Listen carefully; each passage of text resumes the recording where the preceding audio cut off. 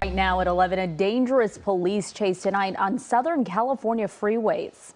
Yes, right now we are watching this pursuit in action near the area of Downey and Norwalk on the southbound 605. This is a driver in a Camry. The original want was a apparent DUI call. Yeah, we know that this started in the city of Bell right around 10 p.m.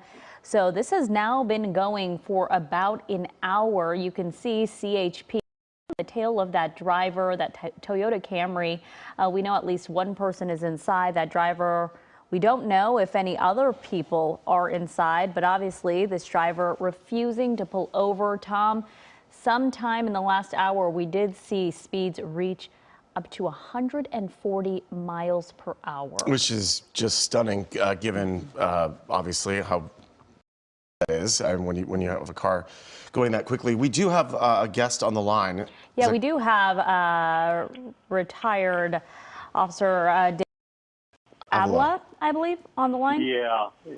Hi, Dave. Thank you so much for joining us. Yeah, no worries. Just another pursuit going through our LA City freeways once again. Yeah, we know. Yeah. Go ahead. Sorry. Oh yeah. No worries. And just like you had said, it's been on the 105 freeway. It's been on this. It speeds 130 plus, going in between traffic vehicles.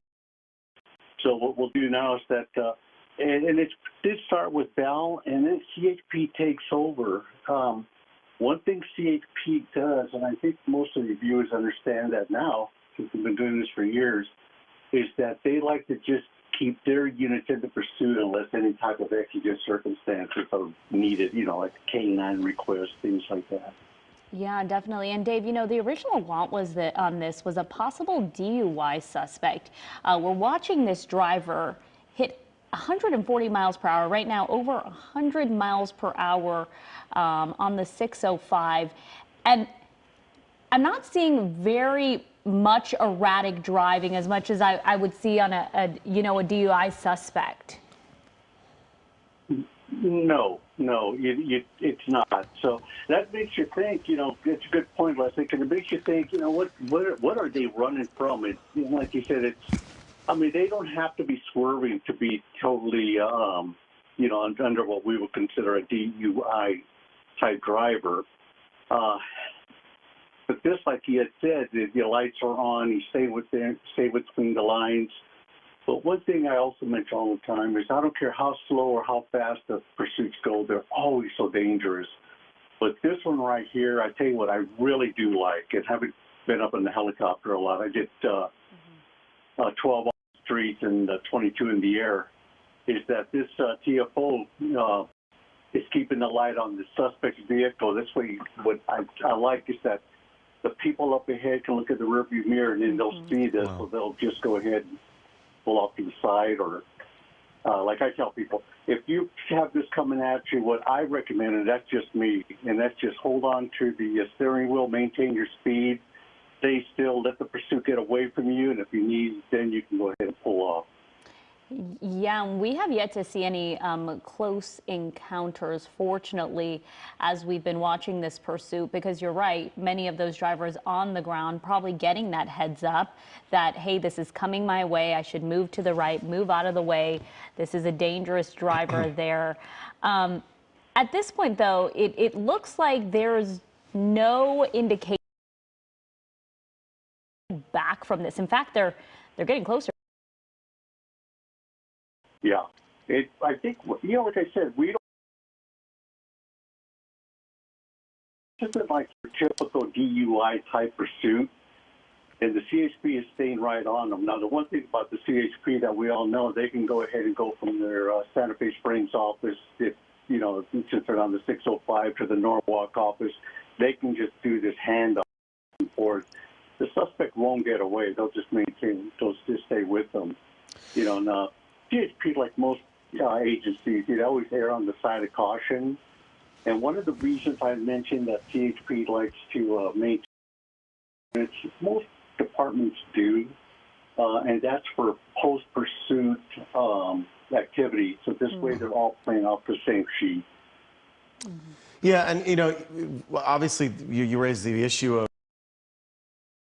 and then we start to kind of run down that checklist of questions we have in these situations. Who is in the car, right? Are they carrying a weapon, or is there someone else in the car that maybe is being held against their will or not? You know, there's so many questions about why this person's fleeing, and so far we haven't seen this person enter any neighborhoods yet, which we often will see suspects go into the neighborhood maybe that they're familiar with. Right now it just seems like they're flying down the freeway. Yeah, exactly. There's so many factors to be considered in something like this, and you hit them all there, Tom, and that's it. Yeah, we don't know how many suspects are in there. We don't know, like you said, if there's somebody being held against their will. So, you hope for the best, but you're prepared for the worst. And, and of course, it's all about, number one is always public safety. We consider the nature of the offense, and then that's when you get into officer safety. And the thing is that with the air unit overhead, that is such a big plus for the units on the ground, because there's times, maybe not right now, but there's times when the air unit will go ahead and broadcast some of the locations where the pursuit's going. And but one thing I've heard some people say and ask me, they go, well, does the air unit take over? I say, no, the air unit is exactly that. It's their support. We support the ground units. They're in charge. We'll ask them, hey, officer or deputies, do you want us to go ahead and broadcast this pursuit for you? You're real busy in traffic. And then they'll say yes or no. We got it. Yeah, Dave, they're getting off on, I believe might be some of the streets in the Long Beach area here. I could be wrong, or maybe they're heading on the 405. Okay, no, they're getting on the 405 now. So CHP is going to continue following this vehicle here. My question was going to be, if they got off on side streets, what would happen then? Would then Long Beach have taken over in that case? If they get off on the streets, Long Beach is a smaller department, but yeah, they'll go ahead and if their walk commander tells them to, they'll go ahead and they'll join and they'll back up the CHP. Or if the CHP gets off and then requests a local agency as a backup on this pursuit, then yeah, they'll go ahead and then they'll work together. And that's what we always call mutual aid. Yeah. But it's really working in CHP's favor for this driver to stay on the freeway here, right? Oh, absolutely. Not only just the CHP, but for civilians also out there. Because I mentioned before, I would rather see a pursuit, if we're going to have them, I would rather them stay on the freeway rather than go on the side streets where you have pedestrians, cross traffic, red lights, and so much more dangerous on the streets. Not saying that this any less, but I would prefer this. Yeah, it's kind of interesting as we watched our graphic up there with the speed fluctuating the way it is. It's a bit manic. It's like this person is slowing down not slowing down, really, still going very quickly. But right now, this is a Toyota Camry hitting 115 miles per hour, obviously pushing this car pretty hard. And then you see them hitting the brake lights a little bit. You wonder if there's an issue keeping control of a car going at this speed, especially if this person is intoxicated. It goes without saying how dangerous that is, driving a car at this speed. But we are lucky too. It is late in the evening on a Saturday. It obviously doesn't look like there are too many cars on the road. So and the way the CHP is kind of holding back is that's very deliberate, right? They just want to make sure this person knows they're following them, but then also they don't want to if they get too close, that might make the driver do something even more erratic. Yeah. I mean, that's why they have that tracking also. I mean, they may have even tried that, and I can't get that confirmed from Bell or not. But there's times because you want to try to get the suspect just to slow down and stuff like that. But more than likely, they'll try to de-escalate it by pulling back a little bit. But it's obvious that when it doesn't work, you just stay with them. And this is just for citizen safety, if nothing else. Yeah, and we know this started out of Bell. We're going to watch and see, because the 405 is going to hit the 710 here in a little bit, and the 710 is going to take you right to that Bell area. And many times we see these pursuit suspects go right back to the area they know. But in the last hour, we've seen this driver go all the way up to the San Gabriel Valley, make their way down to Whittier, and then back down, almost like just a big, I guess, circle there. So we're wondering now if they'll keep on with the 405 or then hit the 710. If I'm correct, they may have already passed the 710 here, but we'll see what this person does next. But many times, Dave, we do see these people try to go back to areas that they're familiar with. Yeah, we usually call it, they try to get back to a friendly area to see if they can, they may be talking to somebody right now saying, hey, Right. can you help me out? And we've seen that before where they they hit an alley, anything like that, and then they take off, and if the officers are close, we have a foot pursuit. If not, then we'll just set up the air unit will set up a perimeter. But yeah, definitely, the freeways are easy. They can maneuver those freeways. They know where they're at. But when they get off, yeah, it's usually around a place where they have some friendlies that live around the area that'll help. They're hoping will help them out. At this stage, too, I mean, sometimes I know that in some cases, there'll be some agencies that'll pull back.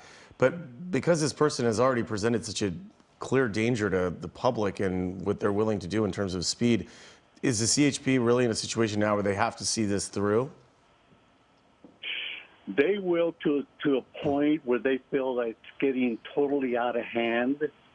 And then what they'll do is they may go ahead and pull back and let the air unit just follow it in as the air unit can stay with them. Looks like there was one sort of close call there with the car, and it's interesting. The driver there is like riding the You know what? I think carpooling. that may actually be a CHP. Yeah, it is a CHP officer. So we're watching that CHP patrol car now take over. You know how these things work. You think the other one's getting a relief for now? Maybe they've been following for about an hour. Maybe they have to gas up at this point. Yeah, that may be it. But remember also that the CHP has their different stations all over. Like when they went southbound on the 605, I'm sure that was the Santa Fe Springs office that's located right off of Telegraph Boulevard. And then now they're in Long Beach, so CHP has another unit there. So they just negotiate what's called a handoff. And of course, they're all on the same frequency, so they're aware of what's going on. Or any other type of information they can that they can hand off to the current unit that's in pursuit now.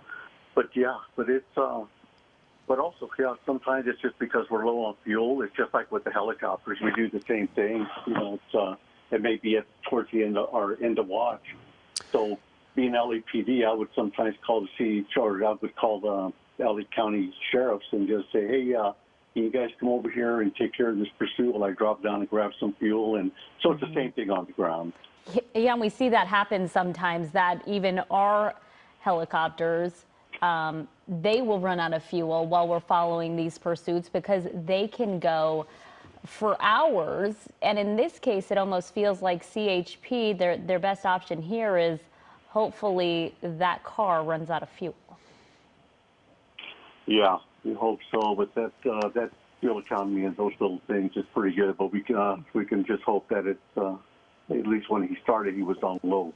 Yeah, I mean, and really the sustained speeds of this pursuit is we don't often see the speeds staying at above 100 miles per hour for this long. I've been staring at our little speedometer there in the corner. Well, now it's slowing down a little bit, but this driver has really been booking it. I mean, clearing easily 100 miles per hour for pretty consistently for most of this, and luckily not running into any traffic of any kind, and is able to weave in and out of traffic. You can see though there is a little bit of erratic driving, kind of riding like along the carpool lane there, but otherwise not running into a lot of resistance. At least there's not a lot of pressure there on the freeway to slow them down. You have to wonder. I think it's interesting you touched too on the idea that these drivers will call people that they know, maybe they're in a panic. What do I do? And maybe I don't know. Do folks ever run the plates too and try to see if they can track down the owner of the car? Maybe even try to reach them in the vehicle. Yeah, definitely. I mean, there's sometimes when you would call up people. I mean, in the past that I've seen where they called up got the plate, ran the DMV. Called the RO, the registered owner, and said, "Do you own this vehicle?" Go, "Yeah, where is it?" "It's on my driveway." I said, "No, it's not. We're in pursuit of it, actually." So that may have happened. So I don't know though. I mean, with this one, this is kind of a different pursuit. No two pursuits are the same. I mean, we all know that. Yeah. Everybody's seen that. No two pursuits are the same. But it's interesting to see that this guy or gal, we don't know, is staying at like you had mentioned, Tom. You're staying at 100 miles per hour. I mean, that got me a little worried also.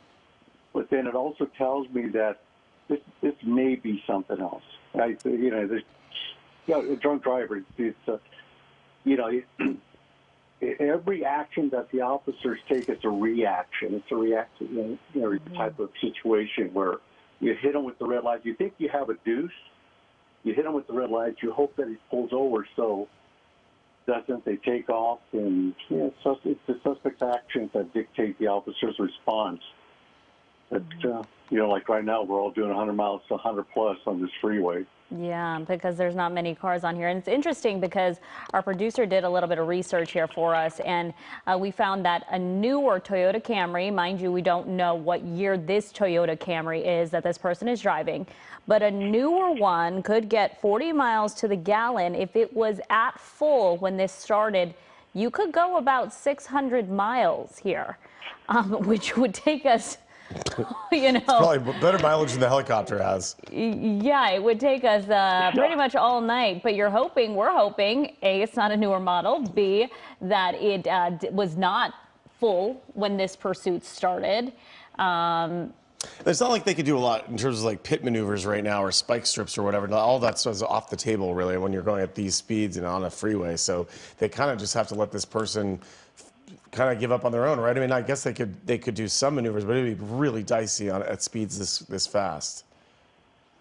Yeah, exactly, Tom. And that's one of the things they may have done, like you were talking about. Maybe they call up the RO and they do know who's driving this vehicle, and they can connect with them and try and talk them into slowing down or at least pulling over.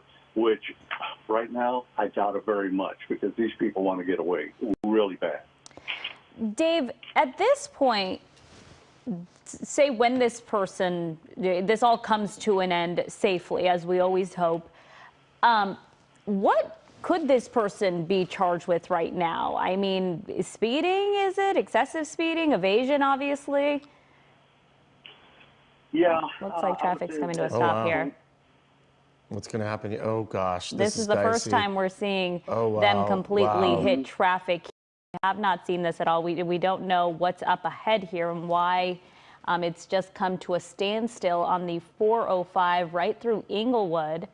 It looks like CHP is trying to get as close as possible to this vehicle to maybe get them to stop, box them in. The officers, of course, getting right out and putting their weapons up. Yep, and the driver is not moving forward, so we see some passenger in there. Yep. Good. Yeah, it looks like one hand out the passenger.